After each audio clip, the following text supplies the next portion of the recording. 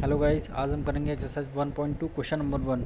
Prove that root 5 is a irrational. हमको root 5 irrational prove करना है। तो सबसे पहले हम क्या करेंगे, हम रूट 5 को ही लेट कर लेंगे।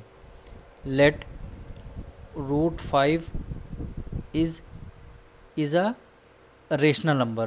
पहले इसको हम क्या करेंगे, रेशनल नंबर लेट कर लेंगे। Root 5 is a rational number.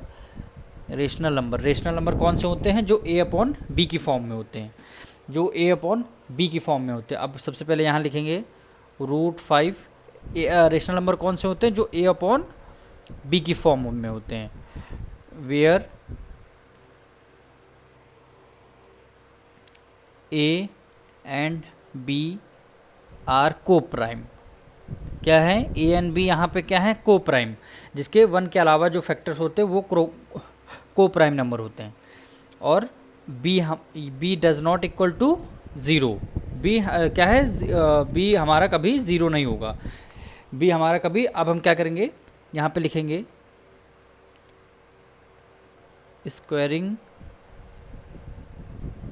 Both side. Squaring both side यानी ये नंबर हमको दोनों साइड स्क्वायर करना है, यानी रूट 5 स्क्वायर लगाना है equal to A upon B में स्क्वायर है, यानी होल दोनों तरफ हमने स्क्वायर लगा दिया। अब क्या करना है, हमें स्क्वायर रूट से अलग करना है। तो ये देखिए, रूट से रूट कट हो जाएगा, तो यहाँ पे क्या आ जाएगा? 5 आ जाएगा। अब इसका हम करेंगे ए स्क्वायर अपॉन बी स्क्वायर आ जाएगा। ए अपॉन बी स्क्वायर। अब बी यहाँ से डिवीजन में है, यहाँ पे इधर चला जाए। देखिए B square equal to A square upon 5। A square upon 5। देखिए हमारा ए क्या है? 5 से हमारा डिविजल हो रहा है, तो यहाँ पे क्या लिखेंगे? ए square is divisible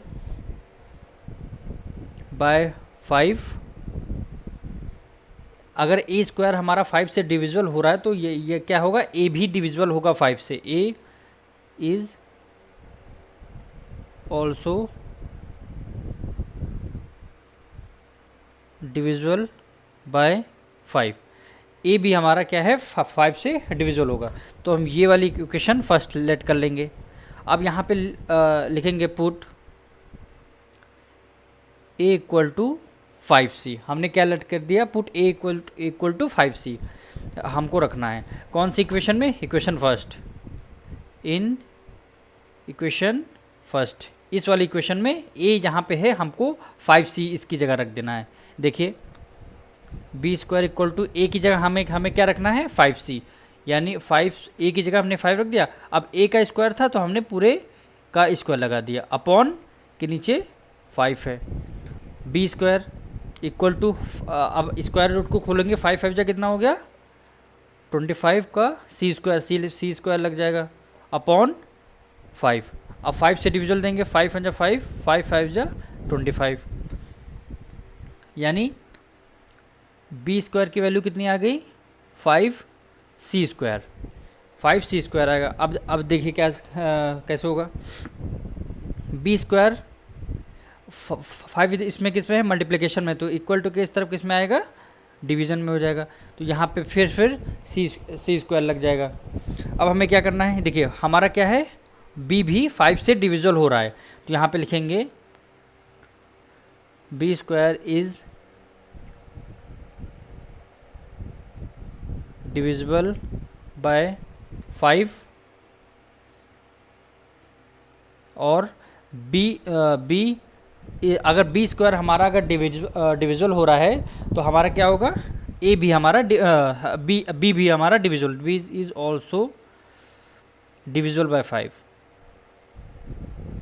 divisible by 5, B भी हमारा क्या होगा? Divisible by 5। ये हमारी इक्वेशन 2 हो गई। ठीक, अब देखिए हम यहाँ क्या लेट कर रहे थे? हमारा क्या है? ए एंड बी आर को प्राइम नंबर होते हैं, जिसके 1 के अलावा 1 फैक्टर होते हैं और 1 के अलावा और कोई फैक्टर्स नहीं होते। बट यहाँ पे क्या है? देखिए 5 भी इसका फैक्टर है। 5 से ए हमारा डिविजल हो रहा है, यहाँ पे क्या है? बी भी हमारा 5 से डिविजल हो रहा है, यानी यहाँ पे क्या हुआ? कॉन्ट्राडिक्शन हुआ। तो यहाँ पे लिखें from equation first and second. क्या लिखेंगे, from equation first and second. यहाँ पे क्या लिखेंगे, हमारे क्या है, देखिए 5 भी इसका कॉमन फैक्टर है और b का भी 5 इसका भी कॉमन फैक्टर है। तो यहाँ पे लिखेंगे 5 is a common factor of a and b। यहाँ पे लिखिए 5 is the common factor of a and b। 5 क्या है, दोनों हमारा a एंड b का बहुत कॉमन फैक्टर है। तो यहाँ पे फिर लिखेंगे our contradiction is arisen, our contradiction is arisen. हमारा कॉन्ट्रडिक्शन अराइज हुआ है, क्यों अराइज हुआ है, because of our wrong assumption. हमने रॉन्ग एजम्पशन किया था तभी हमारा कॉन्ट्रडिक्शन अराइज हुआ। हम स्टार्टिंग में क्या कह रहे थे, ए एंड बी हमारे को प्राइम नंबर हैं, बट यहाँ भी देखिए ए का फैक्टर क्या है, 5 से डिविजल हो रहा है, बी भी क्या है, 5 से डिविजल हो रहा है। इसीलिए हम कह रहे हैं 5 is a common factor of A and B, our contradiction is arisen because of a wrong assumptions. तो यहाँ पे लिखेंगे √5 is irrational number,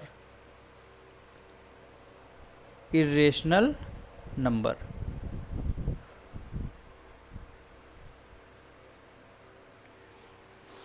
thank you so much.